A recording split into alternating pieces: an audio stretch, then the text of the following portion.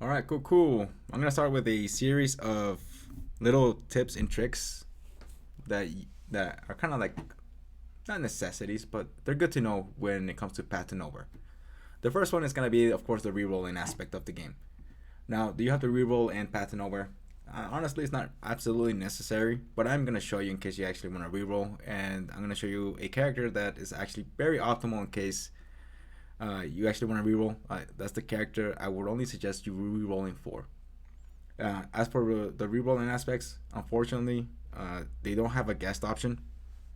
I wish they did because I'm playing Counterside, and in Counterside they allow you to enter as a guest, and if you like the rolls that you got, trying to re-roll, and you actually like the rolls that you obtained, then you can actually link the account. Unfortunately, when it comes to Path to Nowhere, you have to link your account before you even start the game. So maybe in the future, if the guys are the developers of Path to Nowhere are watching this video, it'd be nice if you guys added a guest mode so that players can actually re-roll a lot more smoother, because it's not gonna stop players from re-rolling. As to how to re-roll, just go down here just go to the bottom one. It'll ask you for the terms and agreements, etc. If it sets to keep going, cool. Okay, from here, you have four options depending on what you have. If you have Apple or Google, Twitter, Facebook, just make multiple accounts. So open up an account and then start the game, etc. Get the roles. You didn't get what you like, delete it. Open up a new Google account, for example, and then enter again. That you don't like what you like, delete it. Open up another account. That's basically the only way to do it. Unfortunately, it's tedious. It is a little time consuming, but that's the only other option you have in Path to Nowhere to actually re-roll as of now. Again, if they added that aspect where you can enter as a guest and then link your account afterwards, it'd be a lot more better. Again, it doesn't stop players from re-rolling, so it'd be nice if they added that in the upcoming future. Now I'm gonna enter right now, and I'm gonna show you like basically the only character that I would strongly recommend re-rolling for. It's internet's a little slow. Come on, let me in. Okay, cool. And I'm gonna show you the character that's actually worth re-rolling for if you're actually re-rolling. It's actually gonna be this character over here, Hamel. That's the only one I would see a reason to re-roll for. Is this character right here. You have this character. She makes it easy mode, basically. uh, Optimal healing, damage reduction, etc. And the only one I would see re-rolling for, because you're gonna get S rank characters as you go. But if you want to be extremely optimal, you want to aim for her, and then basically like another character that you might like. You get Nox for free. It's confirmed that the kind of like the new player order and where you get it for free is permanent. So as long as you start the game, you're guaranteed to get Nox. So you got her, and then basically the other characters as we kind of go along. When I start introducing the other characters based on classes and suggestion characters based on the classes and optimization as well. So I'm gonna start with that as well. So let's head over. Now, when it comes to actually choosing characters in Path to Nowhere, don't go crazy. This is a very important tip that I'm gonna be recommending to you guys right now. Don't start looking at characters and say I like this one, I like this one. I'm gonna pump EXP into this one and then this one. Try to keep it to a tight 6. So really look carefully. I'm gonna be suggesting characters for each class. So basically, one thing is that you gotta build a tank and you gotta build a healer. I made the mistake of not building a tank because in the beginning chapters you don't really need one, but later on down the line it's very helpful to have one. And a healer, of course, especially down in the chapter stories, or you're doing content and where you actually are having trouble. A healer is very optimal. So these are two staple ones that not the characters themselves, but the classes. You're gonna need one of each, but try to keep it at a tight 6 at first, and then if you have extra materials or you're stuck, you can pump and try to get other characters. But one thing I'm gonna say right now is that materials or disc coins, experience points, etc., they're very scarce. I'm gonna get to that aspect in a minute, but don't go crazy in wanting to build a lot of characters. Don't do it. Keep it at a tight 6, optimize those tight 6, and then you can branch out a little bit, build one or two. I'm building these 9 right now. I kind of forsook these for a minute, but in that aspect we can move on. I'm gonna start talking about each class individually, and then we'll go from there. Okay, starting from the classes, this is the Endurer class or the Tank class. The good thing about the Tank class is that you have a lot of options to pick from. There's only like two I wouldn't really recommend. Aside from that, the other ones are actually pretty good. When it comes to basically, I'm gonna say this right now. I hate tier lists because one, they change, and two, uh, this game kind of gives you the freedom to just build who you like. Are there gonna be characters that outshine others over like in general content? Of course, that's always gonna be the case. But I feel like the game is balanced enough where you can just like grab the character you like and just go with it. Number one, Demon, Demolia, Kawakawa, Cinnabar, Countess Chelsea? Countess Chelsea. Yes. The reason why I'm mentioning Cinnabar is because one of my friends is using Cinnabar and he really likes how she operates. That's basically the only reason why. So he's like, hey, it's not bad. Kawakawa is a good tank and he's kind of heals, so it's kind of nice and he's free during this event.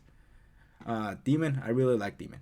Cost effective wise, everybody's gonna suggest Demolia because again, B rank characters are just easier to upgrade. They're easier to get their shackles on, and it's just cost effective wise.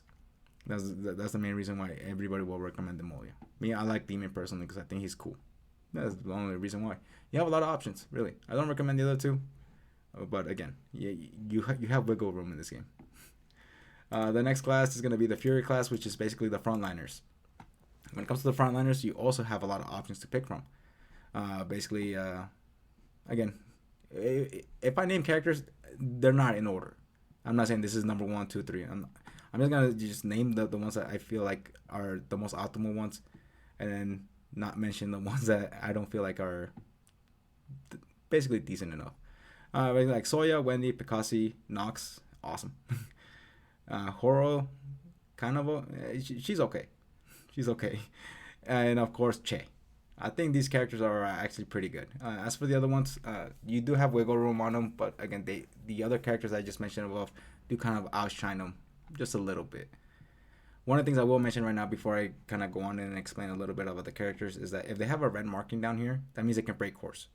I do like that fact that they added that to the characters in case they're like, okay, who breaks course? Oh, it's easy to tell. You don't have to go in and check, do they break a core? They tell you right here. It's like the red marking. Most cost effective Fury class character is going to be Che. Che is going to be probably the best character that you can build at a cost effective price. Get the shackles on quicker, and he's good to go. Just level him up. He's awesome. The next one's going to be Nox and Soya.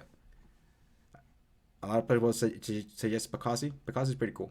I actually do like how she operates. And then for me personally, and on a personal level, is going to be Wendy. I think Horo is a little bit more better than Wendy because Horo's more tanky. She's almost like Soya, but she has more hit points. She's a little bit more tanky, and she breaks course. Me personally, I just like Wendy because I just like that character. And again, when it comes to Nox, she's free and she reduces defense. Just keep leveling her up. Again, she's like a free-to-play S-rank character. So like I said, if you're re-rolling, you're only gonna be doing it for Himal because you're gonna get a S-rank character, and as you keep playing the game, you're gonna get more pulls, and you're gonna be able to get more S-rank characters as you move along. Moving along, the Umbra class are basically the assassins. You actually don't have many options when it comes to the assassins. I don't have one, and they don't recommend it either. That's kind of sad. I did use that character, and when I was testing out different characters in different accounts. I did try that other character. It's really hard to use. It's very uncomfortable to use that character. But when it comes to assassins, Bai G, Labyrinth, Tetra, I think those are the ones that would more likely be more optimal. And as you can see, all the assassins break course. That's kind of like their gimmick. That they will all break course. Some players do like Sumire, but I wouldn't really rank her up that high. But if you guys want to go with Sumire, you definitely can. Bai G again. When it comes to S rank characters, I'm gonna say this once: S-rank characters are luxury characters. Most of them will perform better with more shackles. That doesn't mean they're bad. It just means that they're like long-term investments. It's gonna take you a while to get their shackles on there, and actually see them to their full potential. That's why most players recommend B-rank characters to kind of build up first because they're the ones that are easier to get the shackles on. And again, I keep saying this: cost-effective wise, they're just easier to build. As for Tetra, I've been talking to a friend.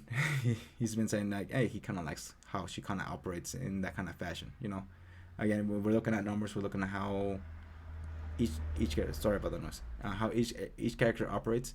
When it comes to assassins, they're the ones that kind of, aside from the radicals, they're the ones who crit. Aside from that, most characters won't crit except these. Moving on, the radical, which is basically the ranged. Now, when it comes to the range class, you have way more options than the other classes. Basically, like all of these right here are pretty good. I haven't heard much from Wolverine. I gotta look more into Wolverine. But overall, Langley, EMP, Flora, Priscilla, Ruleka, Summer. Now, I put Summer at the end. That doesn't mean she's bad. So if you get her, and you see she's not very optimal, it's for the same reason that I mentioned before. S-rank characters are luxury characters. And if you want to see them perform at the most optimal level, you got to get their 5 shackles. That doesn't mean she's bad. On the contrary, I think she's a wonderful character. But this is the kind of aspect. Langley works phenomenally even at 0 shackles. So does Summer. But if you want to see her like really wreck balls, you got to get her shackles up. Overall, cost effective wise, it's going to be EMP and Flora. I'm looking at Ruleka.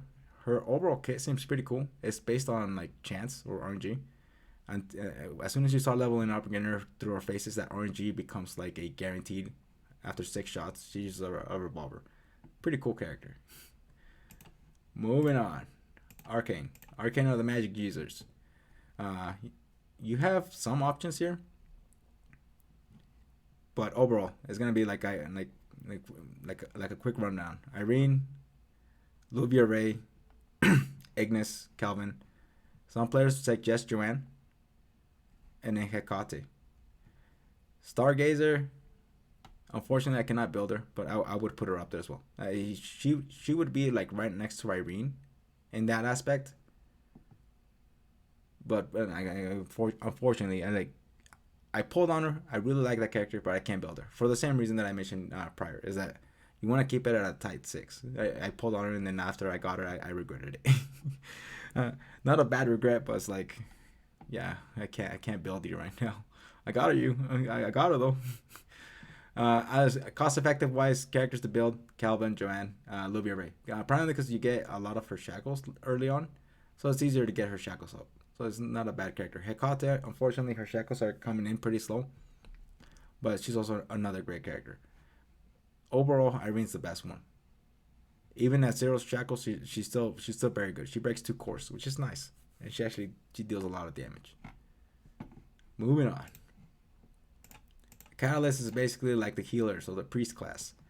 Again, number 1 is gonna be Hamel. I don't have her, but you should definitely build a healer. If you don't have Hamel, Ariel, and Mr. Fox, Macchiato. Basically like the overall aspect of it. You have more options. You can definitely look at other characters. Cost effective wise, it's gonna be, I think it's gonna be Macchiato. It's gonna be the cost effective wise. And then Ariel, and then Nan. Me personally, I like Ariel. I think she performs better because she has a wider range when it comes to healing. And because she's an A rank character, she's not that hard to get her shackles on. But you ultimately want to aim for Hamel at the end. She makes the game so easy. That's one of the things that I will say. Yeah, if on a tier list for like the healer class, is gonna be Hamel. Unfortunately, that's the only one I would say that this has a tier list, and that number 1 is gonna be Hamel. When it comes to the overall aspect of the of the characters themselves, again, you have a lot of options to pick from. A lot of players will suggest B class character to upgrade B rank characters over like some A ranks and even some S rank characters. They'll definitely say that. Like for example, the Fury one, I mentioned Che. Che's wonderful. I think he's one of the best ones. So is Labyrinth. One of my viewers mentioned Calvin. I was like, hey, Calvin's really great because one, she's a magic user. She stands way behind, so she's a ranged character, and she also freezes enemies. So that's actually a really nice aspect of it.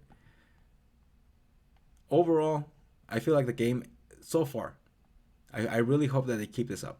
So far, the game feels balanced enough that you can run with whatever as long as you optimize them fully. Again, if you got that Hamel, makes the game definitely a lot more easier. If you don't have a Hamel, you can definitely go with Ariel, and I think she'll perform better. But keep it at a tight 6 at first. Don't branch out. Don't do this right here. The only reason why I did this because like they were the characters I got first, and so I leveled them up a little bit, but try not to veer off too much. The only reason why I started building demon up a little bit by G, etc. Because like one of the main things, one of the biggest hurdles is one of the biggest tips I'm gonna be mentioning right now. So let's get into that. Now the biggest hurdle in this game, and one of the things I'm gonna recommend or like tip out, is basically the stamina. The stamina is gonna be the biggest blocker of progression in this game. Now they kind of have to fix it a little bit. Like for example on the bureau.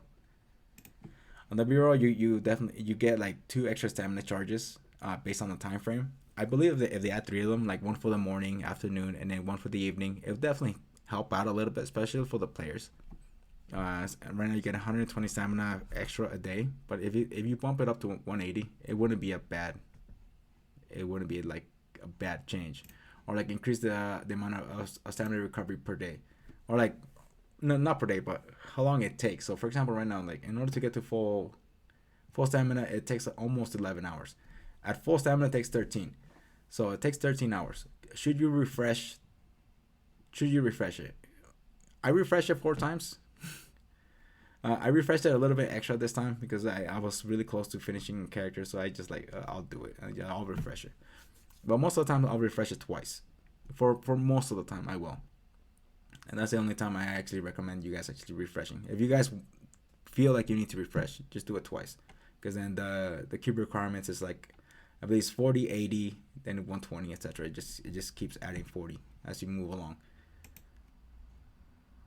The other thing I will also kind of like keep you guys in mind is that when you log in, make sure you use all your stamina before you log out. Again, you don't want it to overflow just in case something happens. You can't make it into the game in time. It doesn't overflow because as soon as it reaches 145, it will stop. It will stop charging. So try to use it because again, so a lot of players know this. Stamina is basically is more valuable than gold in this game because you need it for everything. And unfortunately, this game does not do a good job of giving you enough. So it kind of sucks. Again, they could do that on the bureau. Just give you like a morning, afternoon, and evening charge. 180 extra stamina, etc. And then you can charge it twice. Each charge gives you 100 stamina, and then every time you level up, once you get to like level 50 or so, it's really hard to level up. But as you level up, you get extra stamina for leveling up as well. Now from here, I'm gonna be suggesting what you should be using your stamina on. Now most of your stamina is gonna come it's gonna be used either here or in the story. And the story aspects, if you already completed the story, you're still gonna have to like farm the story.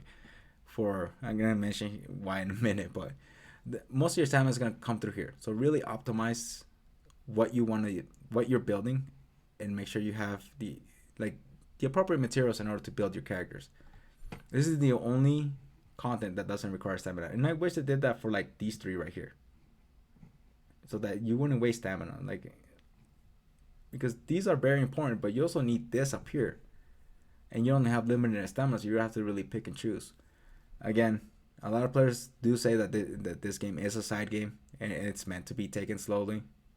But if this game, again, like in a company-based aspects, if you're trying to make money, you want to make it kind of like comfortable enough so that players can kind of like branch out and build different characters. Because right now, if you're just building a tight 6, you're not branching out enough to like justify spending money on this game. Really, I did spend money, but I'll get to that in just a minute. But most of your stamina is gonna either be here or here. Most of the stuff you can get through advanced, or you can get it through your guild just by asking them. But most of your stamina is gonna be spent here or in the story, basically on this city aspects, because you're gonna need certain items like these ones right here. You're gonna need these items, and you can't get them anywhere else except the story. You're gonna need those, or like maybe you go in here. I don't know. I think I clicked that one.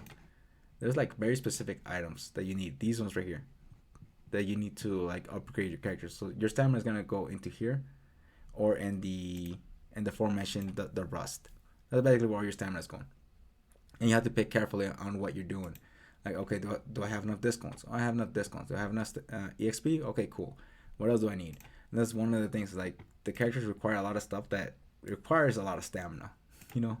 Like, for example, your skills, You require this item right here, and then of course the skill item to level up the skills. And then again, you gotta put into perspective right here that you need probably she's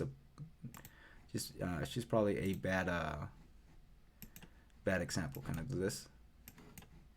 You're not letting me do it. It's so hard to do it. Promoting. Okay, let's go with her. You're gonna need these items here. Again, you need to farm a lot, and these items aren't obtainable right now. Like for example, you have like an item box. You do get item boxes with these in them at first, but they're very limited. So you have to pick and choose. And then again, if you want to create these items, you gotta go to the item fusion and then grab the items that aforementioned that you can get from the story mode and get them there. There are some items that you can definitely get through the shop, through the supply office. I guess it's resetting. For example, the exchange, you can get items here as well. Again, you get these items from the polls, battle medals. You also get items here. Just really. Oh, come on, don't do this to me. Oh, when it decides to do it. All right, go away. Okay, so that's not the battle medals. Wow, it's really going slow. I think it's the alliance though. Definitely gonna be the alliance as soon as it decides to do this. I'm really sorry, guys. All right, finally. It took a while. It took a while to get there, but again, this is the alliance. This is basically your guild. If you have enough items, enough guild points right here, the contribution points, you can buy extra items here. You can buy the boxes depending on your guild's level. Determines the type of boxes that are in there. Again, just accumulate guild points to get these items. High level. Again, it depends on the level of your guild. Determines the type of boxes being sold here. Green. The blue ones are the high level ones. You want to like save up to get these later on down the road.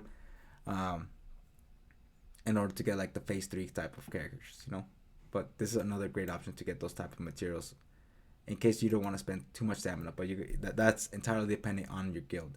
Friendship points, you can also get items here. You can only get boxes, but it's good that it's there aspect. These are materials for your exclusive crime brands, etc. And then you got the island trade post. This is basically the event shop, and where you can also obtain items as well. So like this is again do the event so you can actually get extra items, like the skill module, etc. So there are other options to get the go away. There are other options to get materials, but just keep in mind that until, like, for example, your guild gets leveled up, you're gonna be kind of restrained in getting certain items. So just keep that in mind as you kind of go along. Gosh, she's such a cool character. That's basically my tips and hints on like where you should be using stamina, and also like try to use it right before you log out. Okay, stamina's gold. From here, I'm gonna head up to the next tip. For my next step is don't forget stuff exists. For example, this. I'm gonna leave this here for 5 seconds in case you want to screenshot it, but this is like the most optimal way to basically put things together so that everything works properly. I'm gonna leave it here for 5 seconds. All right, cool. You screenshotted it. Cool beans. All right. This is another good way to get extra materials, especially stamina. This kind of refreshes really slowly, but you can also get hypercubes if you got your basically your base at level 10, and you got this like optimized right here. You can actually get hypercubes as well. So again, I'll let you guys a few seconds to screenshot this so you guys know the most optimal way to connect the sections. Don't forget that this exists. Again, I was an idiot. I forgot this stuff existed. Don't forget that you also have an inventory, consumables. This is where most of your consumables will be stored. As you can see, like I bashed through everything. Everything's gone. Everything is gone, guys. Other aspects, your guild. Don't forget to check into your guild as well. You can also ask your guild mates for items, and you can also do contribution points, and you kind of need those contribution points for the aforementioned boxes. Again, if you can get your guild level up high enough, you can start getting those boxes in order for you to upgrade your high level characters. Just make sure you log into your guild and you plug in the contribution points for you to get that currency. Going back, overall aspects. Don't forget to do the this C as well. You get a lot of goodies from doing this C. Broken front line, Oblivion Pit. Going back, other stuff that you should remember. I hate this. I absolutely still hate the dispatch. I will say this on every video. Fuck the dispatch. But it's still good to remember to do it because you can actually get materials from here. So again, I absolutely hate this content. I think they can do a better job at like managing it, but don't forget to do it. You can get extra materials here and there. They're completely random, but I will always hate that content with a passion. Overall, that's it. There's other things that I could mention, like, hey, don't forget to do this. Like, don't forget to do the event, log in, because like I mentioned before, the event has a shop, and the cool thing that they did with the event is that you can get event currency by just doing other stuff. So for example, if you go to the Rust and you expand stamina, you get 1 ticket per every stamina spent. So it's a 1:1 ratio. So if you spend 30 stamina in the Rust for one stage, you'll get 30 tickets. It's kind of nice that they did that. It really is. So it's kind of like a nice incentive. Like, just spend as much stamina as possible. Try to get everything from the shop. Also, don't forget the voice recorder. You can get extra materials here. You can get Kawa Kawa for free, which is nice. Hopefully they keep doing this where you get the A rank centers for free, and that'll be good. Don't forget the guideline. Just complete the guideline, and you'll be good. That's the overall aspects of, like, don't forget to do stuff. Overall, I'm gonna mention one more thing, and that's the spending aspect. So let's get over to the spending. Now, when it comes to spending, I never tell players spend money. I did spend money on this game because I really like this game. The game's not bad, so I ended up spending money. Should you guys spend money, and does the game give you an incentive to do it? No. The game gives you zero incentive to spend money because the game is taking itself very slowly.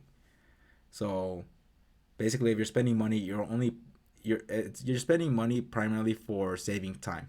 That's basically it. You're saving a few days or maybe a week or so. Is it really optimal? No, because again, the game doesn't give you an incentive to actually do it because it's blocking you based on stamina. It's blocking you based on materials you can gain. Unless you're spending money to get hypercubes to reset the stamina every day, you can get another extra 1,000 stamina. If that's the only thing you're spending money on. But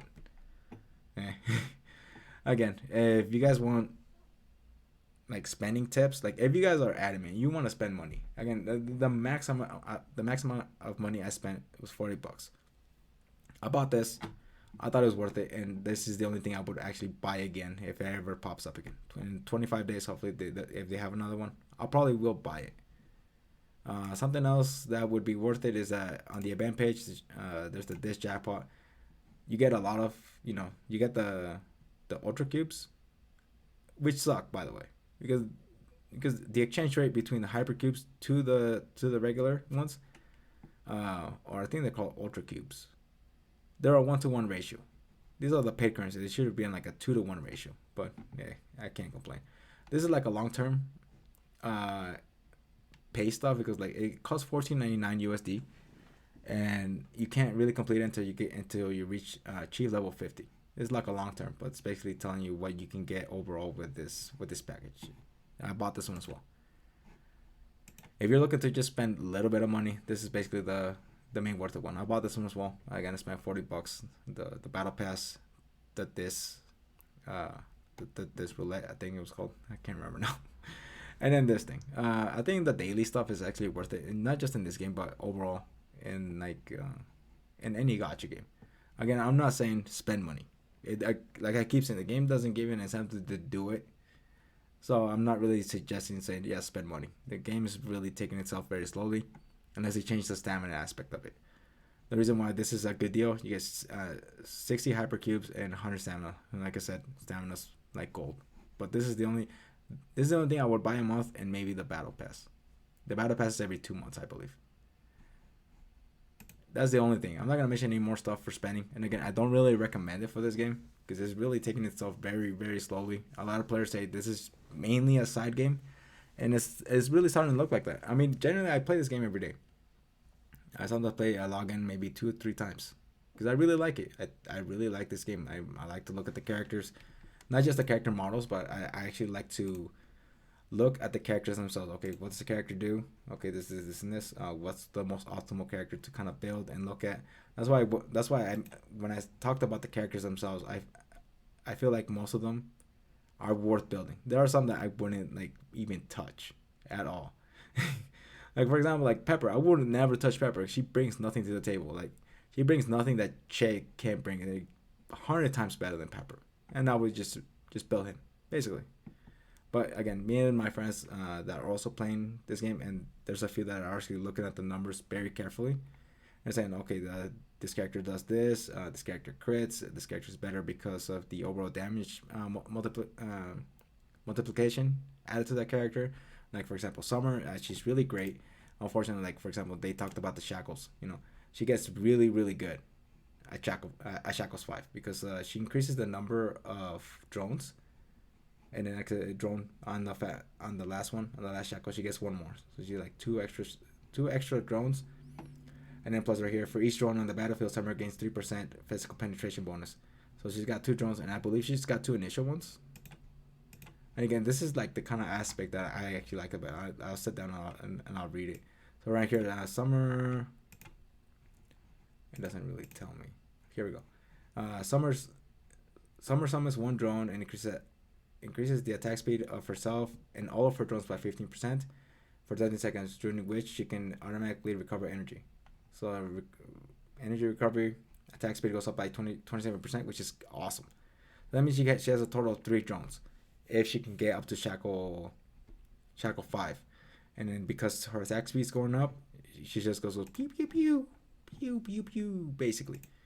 So basically that's basically what I'm saying. And there's just a lot of the things I like to look at as well. I actually like to look at the crime brands.